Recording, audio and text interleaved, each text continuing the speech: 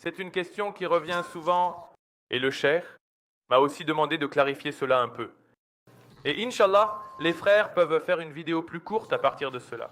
Il s'agit de l'âge d'Aïcha et de cette critique qui nous est souvent adressée lors du dawa. Il y a quelques points que je veux souligner avant de commencer. Tout d'abord, l'âge d'Aïcha n'est pas une question d'Aqida. C'est-à-dire que lorsque nous parlons de l'Aqida de l'islam, lorsque nous parlons du tawhid, de l'uluhiyya, de la rububiyya, des asma wa sifat, lorsque nous parlons de l'iman et des malaïkas, ou des kutub, ou du yawm al-akhir, croire en Allah, croire en le prophète, croire en les livres, ce sont des questions d'Aqida. Et c'est quelque chose d'incroyable. Quand nous débattons avec des chrétiens, des juifs, des athées ou des hindous, ou quand nous leur faisons du dawa, nous abordons des questions d'Aqida, de croyance. Nous posons la question, d'accord, est-ce que Jésus est Dieu? Oui ou non? Y a-t-il une trinité? Oui ou non? Comment Jésus peut-il être Dieu et être tué? Comment Jésus peut-il être Dieu et ne pas connaître l'heure? Ce sont des questions de croyance, la croyance fondamentale de l'islam, basée sur le tawhid. Dans le dawa, nous commençons et terminons toujours par le tawhid. C'est-à-dire que lorsque nous commençons à faire du dawa aux gens, nous commençons par le tawhid. Et Inch'Allah, quand ils deviennent musulmans, quand nous leur donnons la shahada, qu'est-ce que c'est? C'est le tawhid. Il s'agit de croire en un seul qui n'est pas digne d'adoration, sauf un Allah. Maintenant, bien sûr, avec cela, il y a la risala du Rasulullah, croire en tout ce qui est dans le Coran, tout ce qui est établi par Al-Mustafa, et ainsi de suite.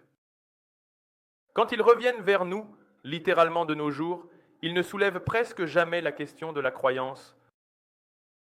Non, le chrétien revient vers nous et dit « Eh bien, comment se fait-il que vous ne croyez pas que Dieu est trois ?» Et puis ils disent « Eh bien, Dieu est un. Comment cela pourrait-il être ?» Personne ne revient jamais avec ça. Ce qui montre la force de l'islam, la clarté de notre religion et la beauté du tawhid. Nous soutenons. Tout ce qui est dans le Coran et tout ce qui est authentique d'Al-Mustafa, nous sommes avec cela.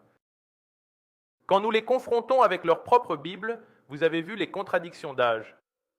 Vous avez vu les problèmes concernant qui a porté la croix, Simon ou Jésus. Quand a eu lieu la résurrection? Quel était le jour où Jésus a été crucifié? Quand il y a des dates contradictoires, données avant la Pâque et après la Pâque, et toutes ces choses tirées uniquement de leur Bible. Chaque débat, nous en avons eu un aujourd'hui au centre-ville de Toronto, se termine par « Ils commencent par dire que la Bible est la parole parfaite de Dieu et finissent par dire « Ouais, il y a des erreurs ». Nous croyons en le Coran, chaque lettre, chaque son, chaque ayah, chaque sourate, le Coran 100, et nous le défendons ainsi que tout ce qui est établi par Rasulullah dans les Sahih Ahadi. Je ne parle pas de l'Aïfa, d'accord? Donc maintenant, c'est juste pour introduire cela. Regardez comme l'islam est beau. Que la meilleure chose qu'ils aient, c'est d'aller vers un hadith mawqouf, qui est un hadith d'une Sarah. Dans un hadith, nous avons le marfou. Je ne parle pas d'authentique et de faible, je parle de la portée de leurs affirmations. Cela signifie que lorsque Rasulullah dit quelque chose, on appelle cela un hadith marfou. Et à ce moment-là, nous pouvons vérifier s'il est sahih ou daïf, et ainsi de suite. Quand un sahabi fait une déclaration, on l'appelle un hadith mawqouf. Et quand un tabi fait une déclaration, c'est un hadith maqtou. Donc ici, vous avez des niveaux concernant l'âge d'Aïcha, et le cheikh est ici. Donc si je dis quelque chose de faux, il est là pour me corriger. Ce n'est pas dans le Coran, n'est-ce pas, cheikh? Ce n'est pas dans aucun hadith marfou, ce qui signifie que Rasulullah ne nous a jamais dit quel âge Aïcha avait quand ils se sont mariés. D'accord, juste pour être sûr. Maintenant, nous avons des sahih. Et je veux clarifier cela parce que certaines personnes essaient de mal utiliser certaines choses, des sahih authentiques d'Al-Bukhari et de Muslim, un hadith d'Aïcha, passe de Rasulullah. Parce que quand je mentionnerai certaines choses plus tard, les chrétiens vont dire « Eh bien, ce n'est pas dans la Bible. » Donc, je veux juste clarifier cet état d'esprit, n'est-ce pas?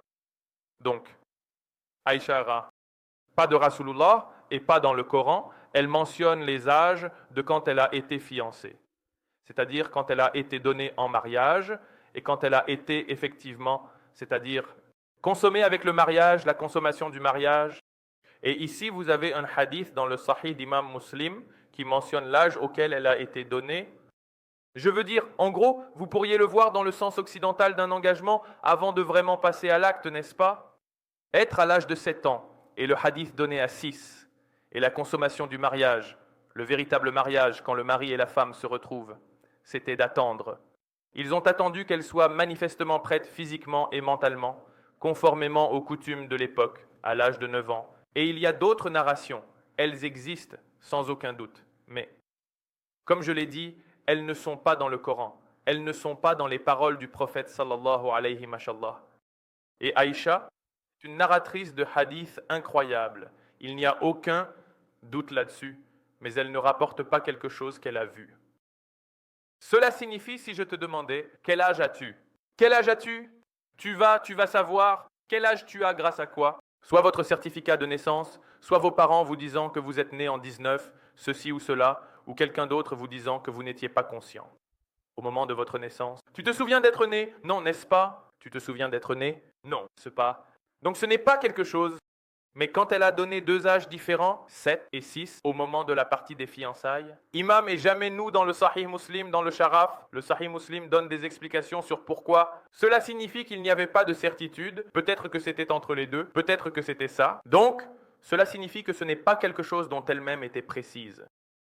Pas de faiblesse dans le hadith et pas de faiblesse dans son rapport. Elle transmet ce que les gens lui ont dit. De nombreux oulémas, comme Al-Khatib, qui a écrit le Mishkat dans sa discussion sur les rijal et les noms des narrateurs. Quand il parle d'Assa bint Abi Bakr, il donne un âge qui est plus vieux.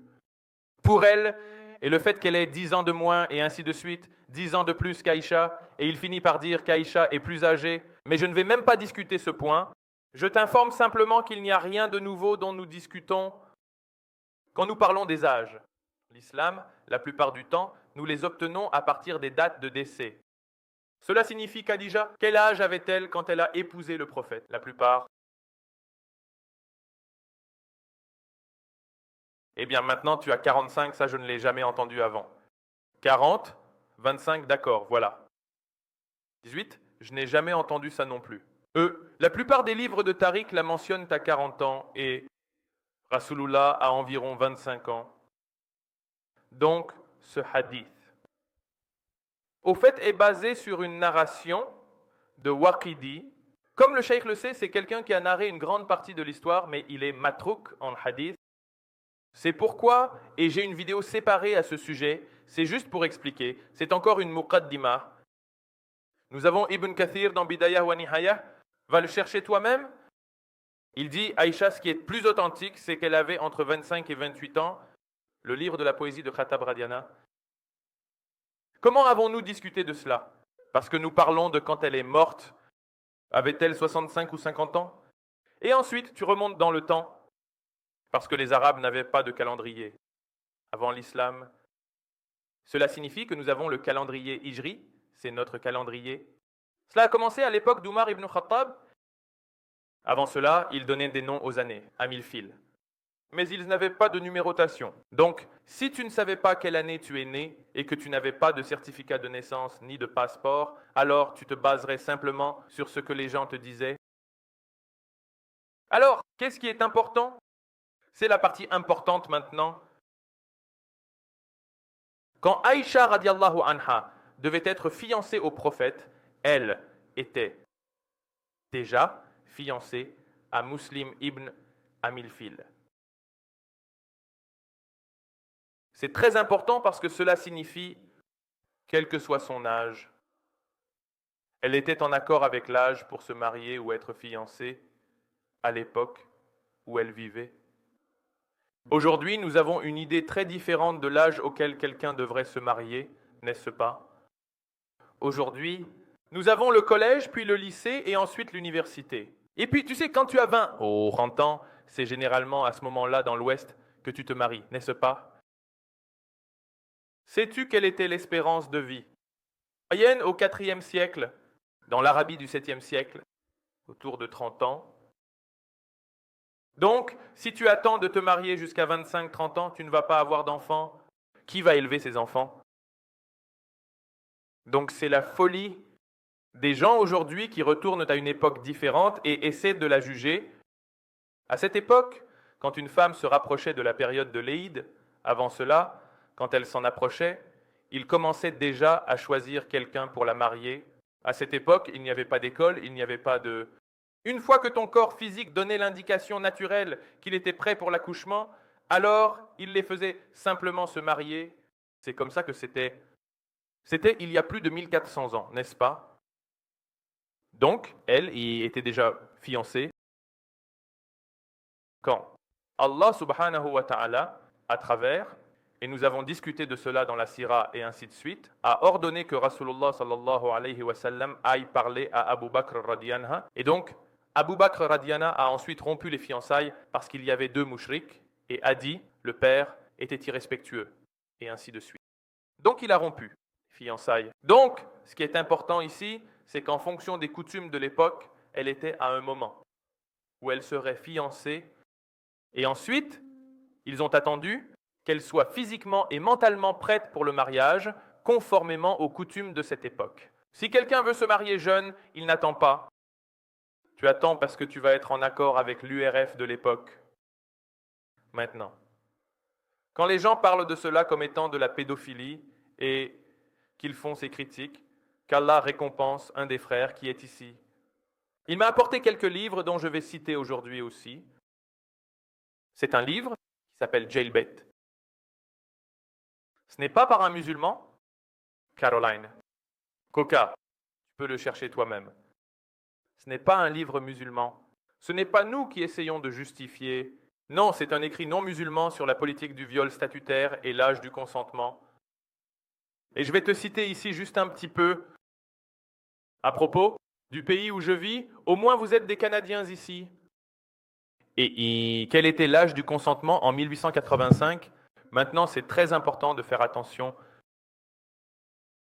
Rasulullah, c'était il y a plus de 1400 ans maintenant. La hijra dont tu parles, la hijra, c'était il y a plus de 1400 ans. On parle juste de quelques centaines d'années en arrière. On ne parle pas de plus de 1000 ans en arrière. En 1885, dans le Delaware, dans l'État du Delaware, l'âge du consentement, pas l'âge où tu te maries. Comme nous discutons avec Aïcha Radiana à propos des fiançailles, verset numéro, l'âge où tu peux vraiment, avec le consentement de tes parents, c'est ce consentement qui te permet de te marier, même d'être pleinement marié. C'était 7 ans, 7 ans.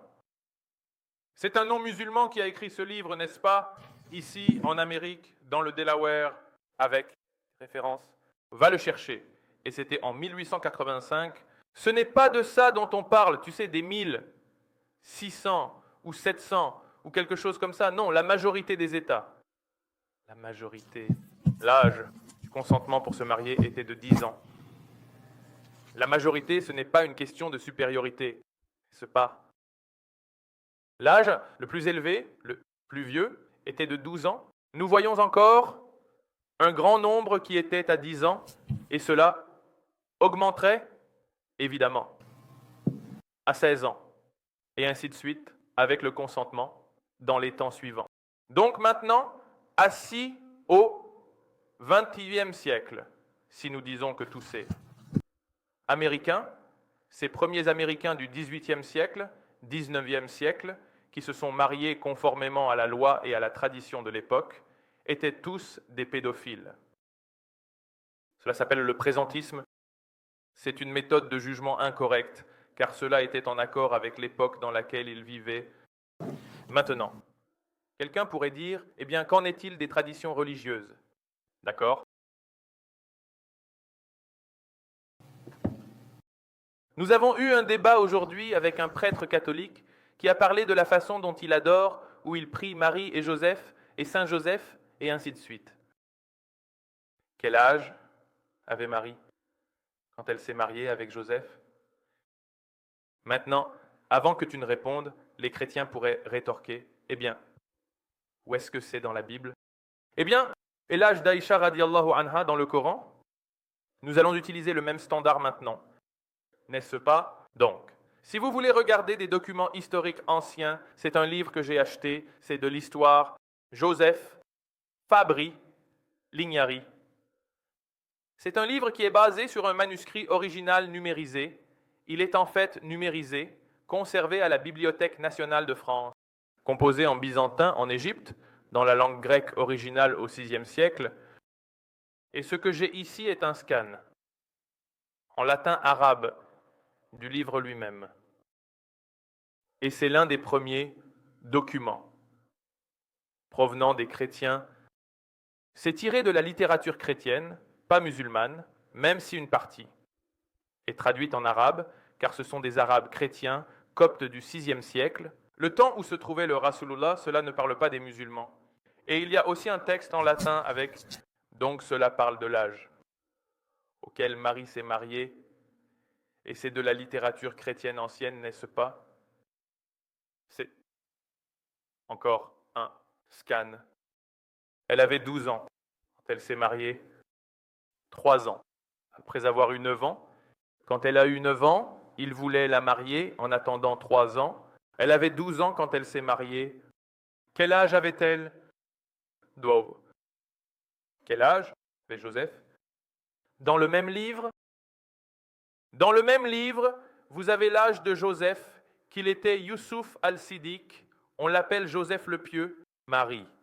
Avant d'être marié à Marie, il a vécu 40 ans avec sa femme, puis il a vécu 49 ans sans, et ensuite il a attendu 1 an avant de se marier, 40 plus ou 49 plus. Ça fait quoi? 90 ans selon la littérature chrétienne. Donc, quand vous avez un Joseph de 90 ans, le Saint Joseph, le père de Jésus, selon la Bible, vous savez, celui par qui la lignée de Jésus est prouvée jusqu'à David à travers Joseph, pas à travers Dieu. C'est ça. Évidemment que Joseph épouse Marie, selon eux, la mère de Dieu, conformément à ce que Dieu avait ordonné pour qu'ils élèvent Jésus. Il avait 90 ans en épousant une fille de 12 ans. Regardez l'hypocrisie.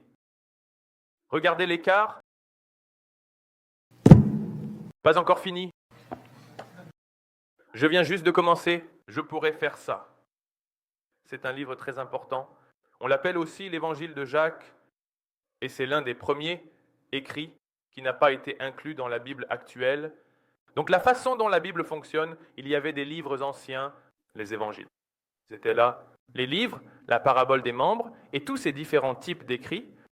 Et puis différents chrétiens, c'est le frère qui m'a donné ce livre que je viens de citer, qu'Allah le bénisse. Donc, ce qu'ils ont fait, c'est qu'ils ont commencé à compiler.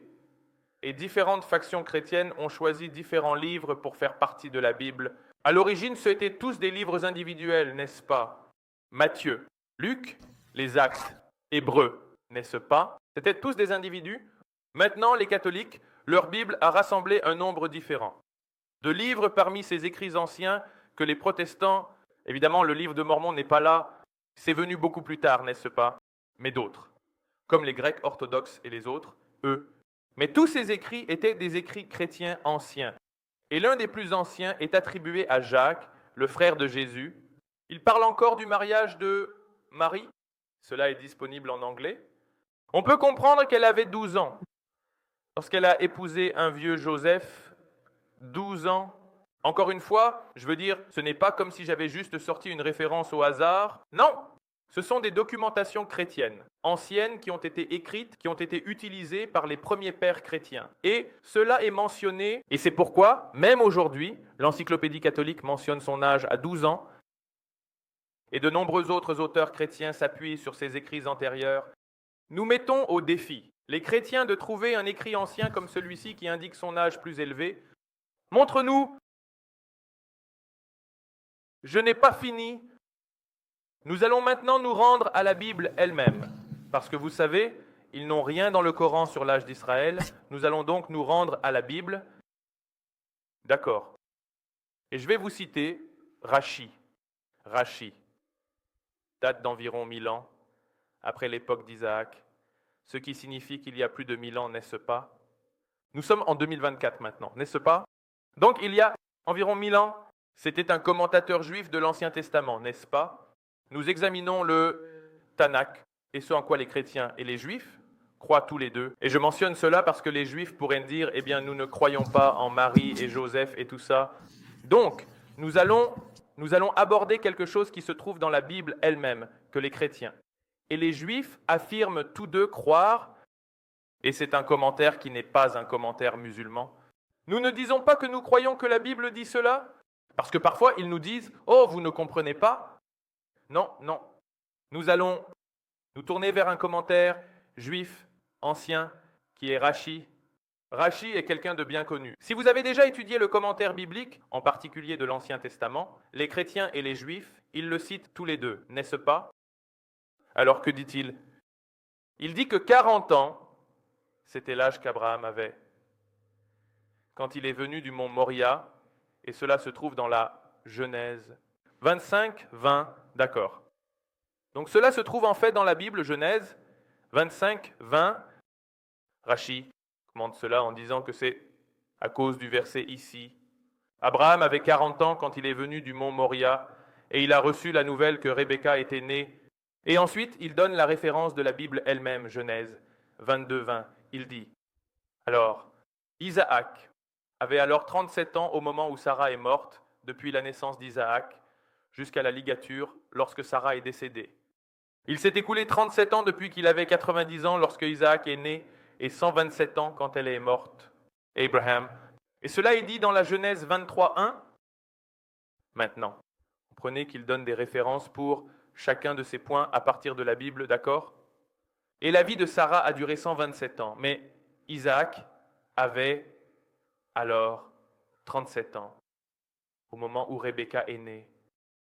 Faites attention, et il a attendu qu'elle soit prête pour le mariage à 3 ans, puis il l'a épousée Je ne dis pas que vous devriez épouser des enfants de 3 ans, islamiquement. On ne marie pas une femme tant qu'elle n'est pas physiquement et mentalement prête pour le mariage. On ne dit même pas juste un haïd ou non.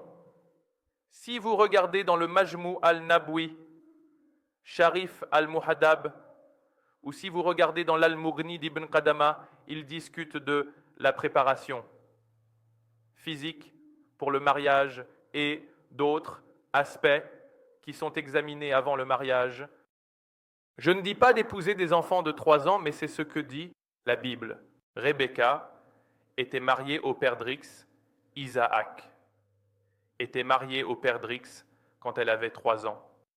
Et Rachid dit que c'est l'âge légal pour qu'elle soit acceptable pour le mariage, qu'il a attendu qu'elle ait 3 ans, moment où elle est devenue, selon les lois de l'Ancien Testament, légalement acceptable pour le mariage. Et il l'a épousée à 3 ans, pas qu'il s'est fiancé à 3 ans, il l'a épousée à 3 ans.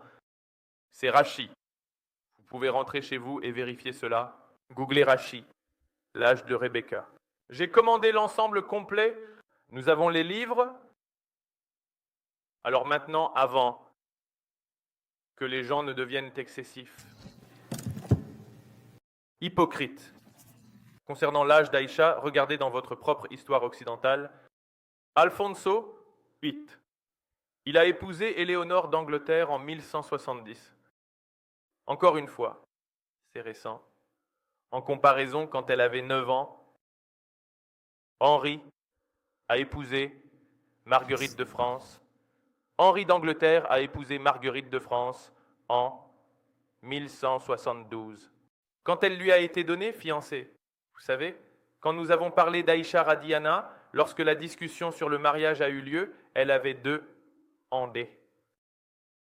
Et il l'a épousée quand elle avait 13 ans, en 1172, mais elle lui avait été fiancée, en mariage en 1160.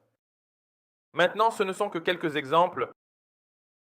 L'histoire occidentale en est pleine. Donc, si je devais revenir en arrière et dire à quelqu'un « Hey, tous vos rois occidentaux et tous ces gars étaient des pédophiles et Joseph était un pédophile », je ne dis pas ça. Je dis que si je devais dire ça, d'accord. Et si je disais Isaac, selon la Bible, le pédophile, chacun d'eux s'y opposerait. De quoi tu parles? C'était une autre époque. Vous ne pouvez pas utiliser les normes d'aujourd'hui. À ce moment-là, j'ai lu un commentaire chrétien sur l'âge de Marie. Et il a dit, eh bien, à cette époque, les femmes se mariaient à 12 ans. D'accord, pas de problème. Mais aujourd'hui, si un homme de 90 ans épouse une fille de 12 ans, vous allez avoir un problème légal, n'est-ce pas? Donc, si vous n'allez pas juger cette époque selon les normes d'aujourd'hui, alors pourquoi jugez-vous Aïcha Radianha selon les normes d'aujourd'hui? Qu'est-ce qui est important? Aïcha Radianha était déjà fiancée. Aïcha Radianha s'est mariée à une époque qui était acceptable et selon les normes de cette époque, ils ont attendu qu'elle soit prête physiquement et mentalement selon les normes de l'époque. Et personne ne s'y est opposé. Les mushrikoun, ils ne m'ont pas trouvé de hadith ou de référence dans l'histoire où un mushrik s'y est opposé. Non parce que c'était l'âge auquel se mariaient chrétiens, juifs, polythéistes. Vous savez, adorateurs d'idoles, tous, c'était l'URF de cette époque. Donc, nous, alhamdulillah, sommes fiers de l'islam, et nous sommes fiers du Coran, et nous sommes fiers de la Sunna, et nous sommes fiers d'Aïcha Radianha. Et si quelqu'un veut débattre de cette question, nous apporterons ses preuves